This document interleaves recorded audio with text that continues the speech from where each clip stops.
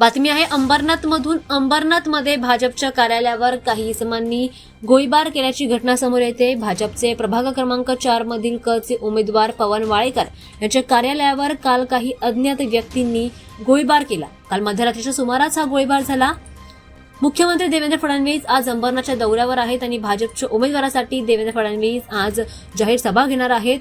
मात्र त्याआधीच उमेदवाराच्याच कार्यालयावर गोळीबार झाल्याने मोठी खळबळ उडाली आहे। या प्रकरणाची पोलिसांनी नोंद घेतली आहे आणि पोलिसांनी या प्रकरणाचा तपास देखील घ्यायला सुरुवात केली आहे।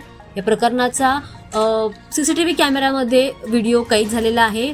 मध्यरात्रीच्या सुमारास पवन वाळेकर यांच्या कार्यालयावर गोळीबार झाला आणि घटनास्थळावरून हे अज्ञात व्यक्ती पळून गेल्याचं या ठिकाणी पाहायला मिळत आहे। सुदैवाने या घटनेमध्ये कोणतीही जीवितहानी झाली नाहीये। मात्र या प्रकारामुळे परिसरामध्ये भीतीचं वातावरण पसरलंय। या घटनेचा सीसीटीव्ही समोर येतोय।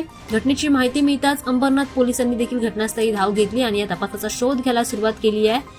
त्यासोबतच आता आरोपींचा शोध घेण्याचे प्रयत्न चालू आहे, तपास चालू आहे। महत्वाचं म्हणजे अंबरनाथमध्ये आज फडणवीस यांची जाहीर सभा होत असतानाच ही घटना आधीच घडल्यामुळे सुरक्षा यंत्रणाच्या दृष्टीने आता पोलीस यंत्रणा देखील सतर्क झाली आहे। त्यामुळे या घटनेचा राजकीय आणि कायदा सुव्यवस्थेच्या दृष्टिकोनातून गांभीर्याने तपास केला जातो।